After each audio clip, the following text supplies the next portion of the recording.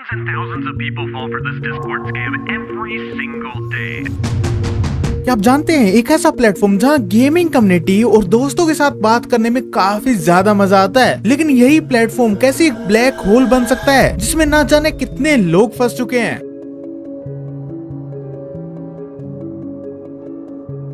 आज हम जानने वाले हैं डिस्कॉर्ड की एक डार्क रियलिटी के बारे में जो इंडियन ऑडियंस के लिए एक चौंकाने वाला सच हो सकती है। डिस्कॉर्ड एक कम्युनिकेशन प्लेटफॉर्म है जिसमें वॉइस, टेक्स्ट और वीडियो चैट का ऑप्शन दिया जाता है। ये गेमर्स और कम्युनिटीज के लिए एक हब है, लेकिन जैसे जैसे इसका यूज बढ़ता गया वैसे वैसे प्लेटफॉर्म में कुछ ऐसे अंधकार छुप गए जो शायद एक आम इंसान की नजर से दूर रहते हैं। चलो स्टार्टिंग में बात करते हैं डिस्कॉर्ड के कुछ छोटे मोटे इश्यूज के बारे में। वैसे तो ये छोटे मोटे इश्यूज है नहीं, काफी बड़े इश्यूज हैं क्योंकि ये डेटा प्राइवेसी से जुड़े हुए हैं। आप जो भी बातें डिस्कॉर्ड पर करते हैं वो सभी ट्रैक हो सकती हैं। काफी बार डिस्कॉर्ड के सर्वर्स पर डेटा कलेक्ट किया जाता है जो किसी भी टाइम लीक हो सकता है। इंडियन यूजर्स के लिए ये और भी ज्यादा खतरनाक है क्योंकि साइबर लॉज इतने ज्यादा स्ट्रॉन्ग नहीं है कि किसी डेटा ब्रीच का तुरंत सॉल्यूशन निकाला जा सके। डिस्कॉर्ड के टर्म्स एंड कंडीशन अगर ध्यान से देखे जाएं तो पता लगेगा कि थर्ड पार्टी के साथ डेटा शेयर भी किया जाता है और अगर आप इंडियन यूजर हैं तो आपका पर्सनल डेटा किसी के भी हाथ लग सकता है बिना आपको पता चले।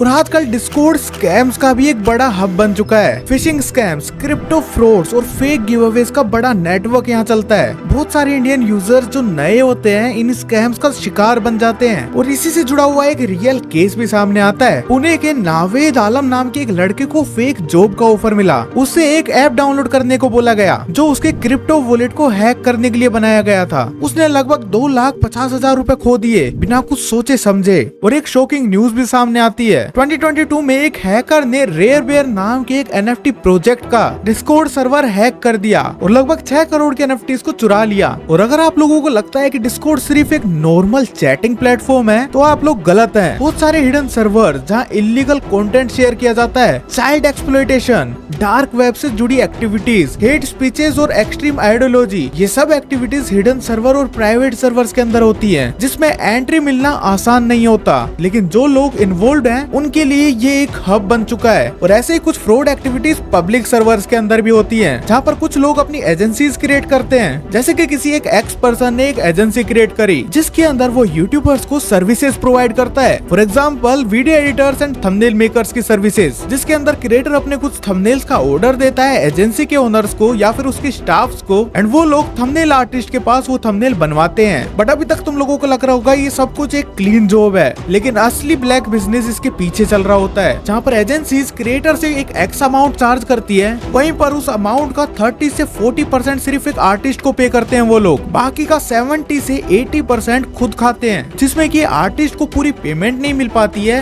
एंड क्रिएटर से फालतू का पैसा लूट लिया जाता है। सिर्फ फायदा होता है तो एजेंसीज का। इंडिया में इस तरीके की एजेंसीज काफी चल रही हैं और अभी तो माइनक्राफ्ट यूट्यूबर्स के लिए काफी ज्यादा एजेंसीज खुल रही हैं जहाँ पर छोटे छोटे 15 साल के बच्चे भी अपनी एक एजेंसीज क्रिएट कर रहे हैं। फॉर एग्जाम्पल एक एजेंसी है चोरीफाई स्टूडियो जिसके ओनर का नाम है रिंग। उसकी एज लगभग होगी 15 से 16 साल, लेकिन वो बातें करता है 30 से 35 साल जैसे आदमी की, जहाँ पर उसने सपना देख लिया अपनी एज से ज्यादा नंबर्स के पैसे कमाने का, लेकिन वो अभी भी अपने साइकिल के पंचर का पैसा तो अपने मम्मी पापा से ही लेता है। बट जो वो एक एजेंसी रन कर रहा है वो प्रॉपर एक स्कैम पर वर्क करती है, जो कि मैंने इस सेगमेंट के स्टार्टिंग में तुम लोगों को बताया था कि आर्टिस्ट को 30 से 35% पे करते हैं ये लोग, वहीं पर ये एजेंसी भी उसी से मोटो पर वर्क करती है जिसमें कि ये क्रिएटर से 100% पेमेंट लेते हैं और आर्टिस्ट को सामने से पे करते हैं 30 से 40% और कभी कभी तो इससे कम भी हो जाता है 20%। तो इसके अंदर आम जनता को तो कुछ फर्क नहीं पड़ता, मेन फर्क पड़ता है आर्टिस्ट और क्रिएटर को, क्योंकि मेन पैसा क्रिएटर की जेब में से जाकर आर्टिस्ट की जेब में ना जाकर एक थर्ड पर्सन एजेंसी की जेब में जाता है जिसने कि उन दोनों को सिर्फ कनेक्ट करने का काम करा है। अगर लॉजिकली देखा जाए तो मिड पर्सन का सिर्फ 10 से 20% चार्ज करना बनता है, जो कि एक दलाल लायक वर्थ इट प्राइस है। लेकिन इन लोगों ने अपने काले धंधे को इस हद तक बढ़ा रखा है जहाँ पर अगर आर्टिस्ट अगर कंप्लेन करने की बात करता है क्रिएटर को डायरेक्ट, तो आर्टिस्ट को ही ये एजेंसी वाले धमकी देते हैं कि उनकी फ्रेंड लिस्ट में से सारे क्रिएटर निकाल दिए जाएंगे। तो अगर कोई क्रिएटर मेरी ये वीडियो देख रहा है या फिर कोई आर्टिस्ट मेरी ये वीडियो देख रहा है तो कृपया करके इन एजेंसीज के दलालों से बच कर रहे हैं। और अगर तुम लोग इन एजेंसीज से अगर ज्वाइन भी करते हो तो एक लीगल कॉन्ट्रैक्ट पर इन लोगों से साइन कराओ जिसमें एक प्रॉपर अमाउंट सेट करो कि किस एक्स अमाउंट का कितना % तुमको पे होगा, जो कि एक लीगल फॉर्मेट पे अच्छा वर्क करेगा। और इस चीज के अंदर स्कैम स्कैम के चांसेस 90% तक कम हो जाएंगे।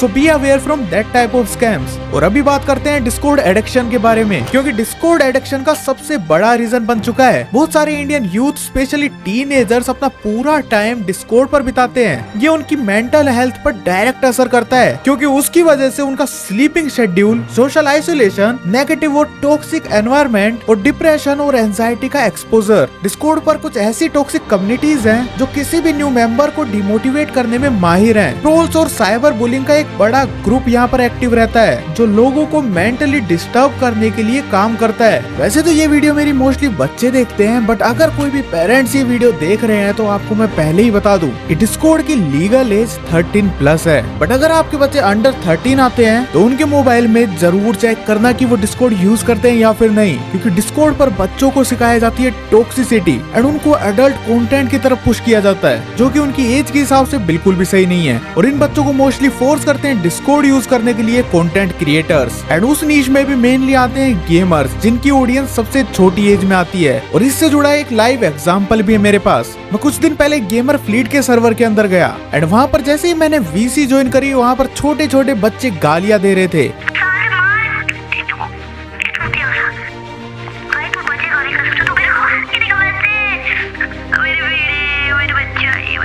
एंड उन बच्चों के अंदर इतनी ज्यादा टॉक्सिसिटी भरी हुई थी, एक दूसरे को भाई बिना गालियों के बात भी नहीं कर रहे थे वो लोग। जिस एज ग्रुप के अंदर उनको आउटडोर गेम्स ज्यादातर खेलने चाहिए, उसी एज ग्रुप के अंदर वो लोग खेल रहे हैं इंडोर गेम्स। एंड वहाँ पर भी वो लोग क्या सीख रहे हैं? टॉक्सिसिटी और गालियां। तो अगर ये वीडियो पेरेंट्स तक पहुंचती है तो एक बात जरूर ध्यान रखना, अगर आपके घर के अंदर भी बच्चे डिस्कॉर्ड का यूज करते हैं तो उनके फोन में से जरूर ये ऐप डिलीट कर देना। एंड वैसे भी डिस्कॉर्ड लीगली 13+ एज को अलाउ करता है। एंड इंडिया के अंदर बच्चे इतने ज्यादा शातिर हो चुके हैं, वो लोग फेक डेट ऑफ बर्थ डालते हैं जिससे कि उनको रिस्ट्रिक्शंस ना मिले। जहाँ पर डिस्कॉर्ड एक गेमिंग कम्युनिटी के लिए हब था, वहाँ पर डिस्कॉर्ड को एक डेटिंग हब बना दिया है। अभी करंटली देखा जाए तो 2024 और 25 के अंदर डिस्कॉर्ड को मोस्टली डेटिंग के लिए यूज किया जाता है, जिसका एक सबसे बड़ा एग्जाम्पल है मेरे पास लाइव इंसान का सर्वर, जो कि एक गेमर का सर्वर है एंड जिसकी ऑडियंस 10 से 18 साल के बीच की है। वहाँ पर मोस्टली डेटिंग की जाती है एंड वो सर्वर फेमस भी डेटिंग की वजह से हुआ है। उस सर्वर के अंदर गेमिंग की बात कम और डेटिंग की बात सबसे ज्यादा होती है। इंडियन अथॉरिटीज और साइबर क्राइम डिपार्टमेंट के लिए डिस्कॉर्ड एक नया चैलेंज बन चुका है। साइबर क्राइम की रिपोर्टिंग करना आसान नहीं है, क्योंकि डिस्कॉर्ड के data servers mostly foreign countries के अंदर हैं, इसलिए एक्शन लेने के अंदर बहुत ज्यादा टाइम लग जाता है और क्रिमिनल्स सेफ बच जाते हैं। गवर्नमेंट ने इंटरनेट सेफ्टी के लिए कुछ इनिशिएटिव शुरू किए हैं, लेकिन अभी भी अवेयरनेस की कमी है।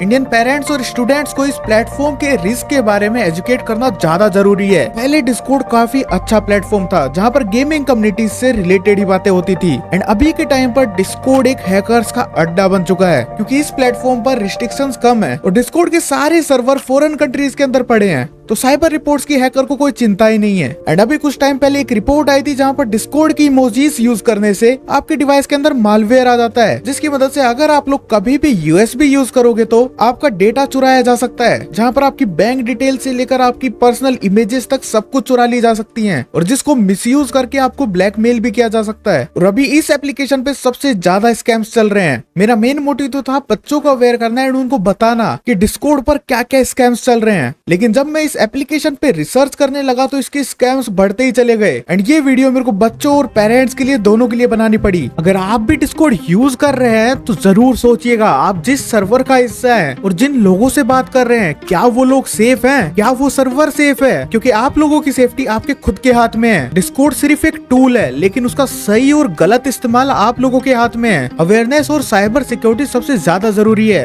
क्योंकि अगर आप लोग इंटरनेट पर आए हो तो आपकी सेफ्टी सबसे पहले आपके हाथ में होनी चाहिए। साइबर रिपोर्टिंग तो बहुत दूर चली जाती है, क्योंकि जितनी देर में आप लोग रिपोर्ट फायर करोगे तब तक तो आपके बैंक अकाउंट्स तक खाली हो सकते हैं, आपकी पर्सनल डिटेल्स तक चुराई जा सकती हैं, और आपको किस हद तक ब्लैकमेल किया जा सकता है जिसको आप सोच भी नहीं सकते हो। तो इन सभी स्कैम से सेफ रहो और एप्लीकेशन को एक एप्लीकेशन के ढंग से यूज करो। फालतू के ऑफर्स और फ्री नाइट्रो क्लेम्स में मत जाओ, क्योंकि इन सभी चीजों से भी आप लोग डिस्कॉर्ड पर इजीली हैक हो सकते हो। और सिर्फ ये डिस्कॉर्ड की बात नहीं है, पूरे इंटरनेट की बात है। आपको ये तक नहीं पता है कि कौन सी साइट आपको किस जगह ले जा रही है, या फिर कौन सी साइट आपको डार्क वेब से कनेक्ट कर रही है, जहाँ पर आपकी आईपी यूज कर इलीगल ऑर्डर्स किए जा रहे हैं और इलीगल सामान मंगाए जा रहे हैं। सो बी अलर्ट, बी सेफ। और अगर आपको ये वीडियो इन्फॉर्मेटिव लगी तो मेरे को जरूर से कमेंट कर बताना। मैंने अपनी रिसर्च करके आपको थोड़ा सा अवेयर करने का ट्राई किया। तो अगर आपको ये वीडियो अच्छी लगी तो जरूर से लाइक करना, शेयर करना एंड सब्सक्राइब करना इस चैनल को ऐसी और इन्फॉर्मेटिव वीडियोस के लिए। एंड कमेंट करना मेरे को अगली वीडियो किस चीज की स्कैम पर बनानी चाहिए या फिर किसके ऊपर बनानी चाहिए। सो तब तक के लिए bye bye, peace out and stay alert, stay safe.